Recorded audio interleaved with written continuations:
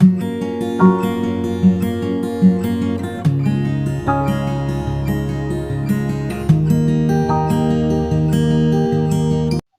students. Today we are going to study History Chapter 1, India in Medieval Period.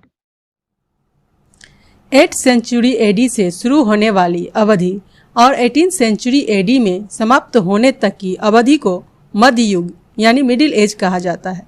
इसमें लगभग 1000 वर्ष शामिल हैं और इसे भारतीय इतिहास में मेडिवल पीरियड के नाम से जाना जाता है। मेडिवल पीरियड को दो भाग में बांटा गया है, अर्ली मेडिवल पीरियड और late medieval period. 8th century से 13th सेंचुरी तक की पीरियड को अर्ली मेडिवल पीरियड कहते हैं। इस काल में पाल, प्रतिहार, राष्ट्रकूट, चोल और राजपूत भारत के इतिहास पर हावी थे। Late medieval period 13th century से 18th सेंचुरी तक चली।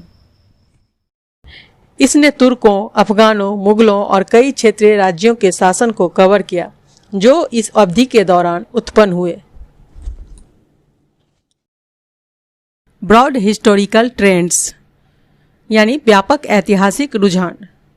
इंडिया में मेडिवल पीरियड में हमें कुछ ऐतिहासिक रुझान मिलते हैं जो इसे एंशियंट वर्ल्ड से अलग करते हैं।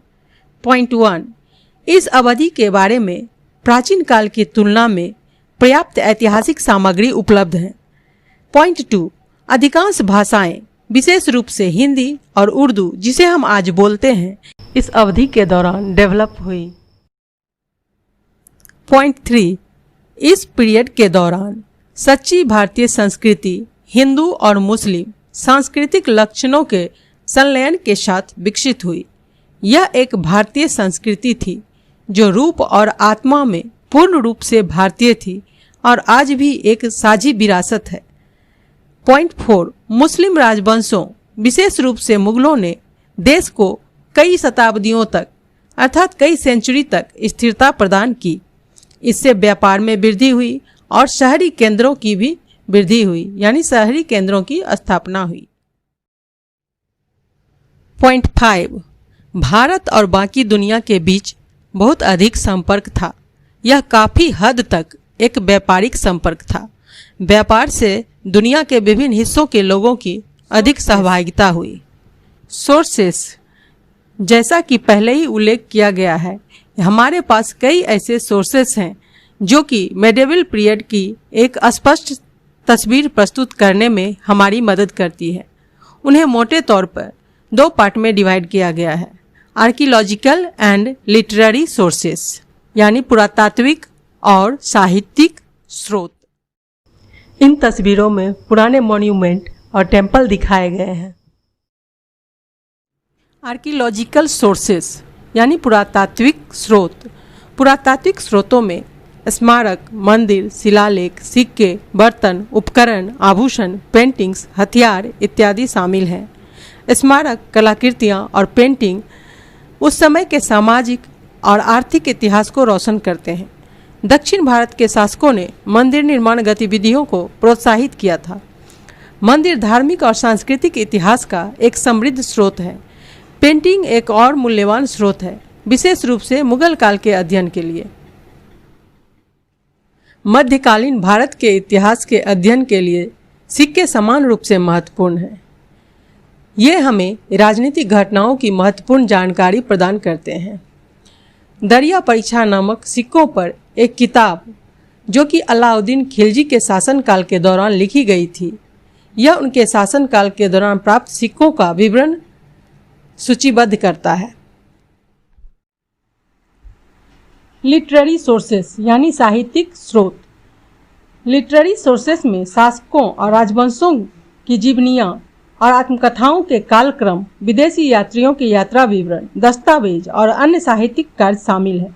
मूल कृषक यानी शाही फरमान और कुछ शासकों के पत्राचार से इस अवधि के बारे में जानकारी मिलती है।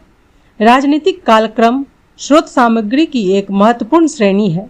उनमें से अधिकांश राजाओं के संरक्षण में संकलित थे, जबकि अन्य स्वतंत्र विद्वानों द्वारा जो कि अदालत से यानी दरबार से जुड़े हुए नहीं थे। ओरिजिनल सोर्सेस यानी मूल स्रोत। मध्यकाल के अधिकांश मूल स्रोत फारसी, अरबी और तुर्की भाषा में लिखे गए थे। फरिश्ता ने अपनी किताब तारीख़ फरिश्ता में दिल्ली के सुल्तानों, मुगलों और प्रांतीय राज्यों के बारे में लिखा जो इस अवधि के दौरान समृद्ध हुए थे। इस अवधि के अन्य उल्लेखनीय कार्यों में अल-बरूनी का तहकीके हिंद, बरानी का तारीख़े फिरोज शाही, मिनहाज उस सिराज का तबकाते नसीरी, बदायूनी का मुंतकबुल तवारीख, अबुल फजल का अकबरनामा और आईने अकबरी शामिल हैं और अब्दुल हमीद लाहौरी का पद्म शाहनामा शामिल है। आत्मकथाओं में सबसे प्रसिद्ध रचनाएं फिरोज शाह तुगलक के फतुहाते फिरोज शाही, बाबर के बाबरनामा और जहांगीर का तुजूके जहांगीरी है। संस्कृत और अन्य भाषाओं में चंद्रबरदाई का पृथ्वीराज रासो, बिल्हन का विक्रमांक देव चरित्र और कल्हन का राजतरंगिणी शामिल है। राजतरंगिणी कश्मीर के राजाओं का इतिहास है और इसे 12वीं शताब्दी में लिखा गया था। ट्रैवलॉग्स यानी यात्रा वृत्तांत। यात्रा वृत्तांत किसी देश में जाने वाले यात्री के यात्रा का विवरण होता है। ये एक अन्य महत्वपूर्ण साहित्यिक स्रोत है। भारत आने वाले मुस्लिम यात्रियों ने अपनी यात्रा का विवरण लिखा। इब्न बतूता का रिहला किताब में मोहम्मद बिन तुगलक के शासनकाल का वर्णन मिलता है। अल-बरूनी ने अपने प्रवास काल का लेखा जोखा भी लिखा है। अब्दुल रजाक ने विजयनगर राज्य का दौरा किया और राज्य की स्थिति के बारे में अपनी किताब में लिखा।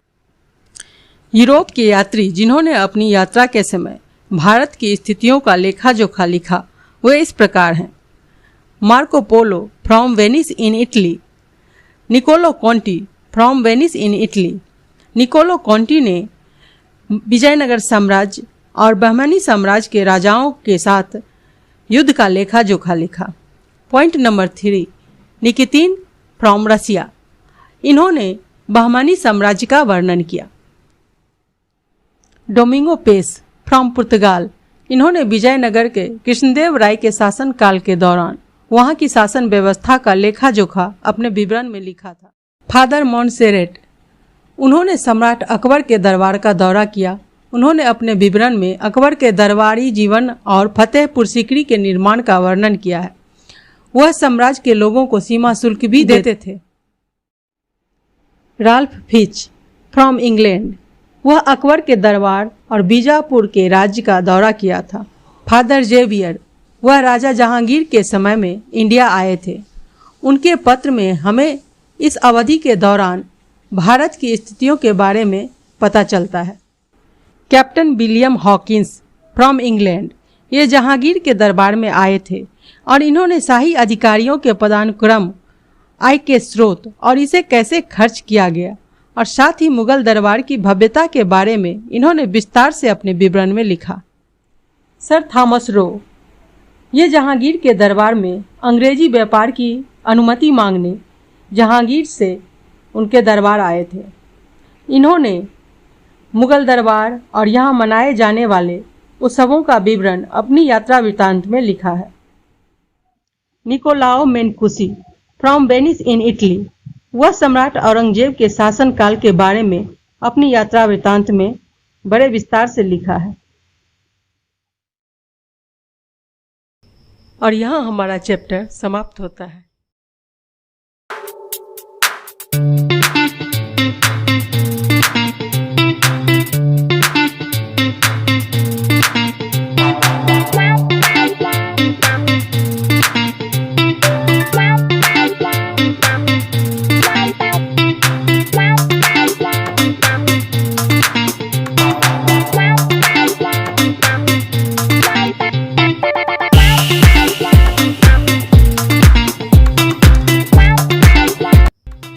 Thanks for watching.